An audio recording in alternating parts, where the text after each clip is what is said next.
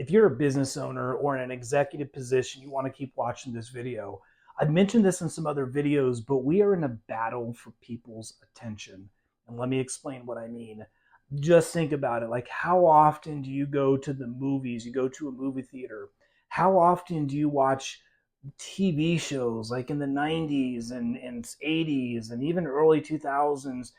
People were a lot more centrally glued around certain types of media. There was a lot of viewership around, big TV stations and the big networks, and everything's very fragmented. You've got Netflix, you've got YouTube, you've got Hulu, you've got Instagram, you've got TikTok. Like, the amount of media competing for people's attention is exponentially higher now than it was even 10 and certainly than it was 20 years ago.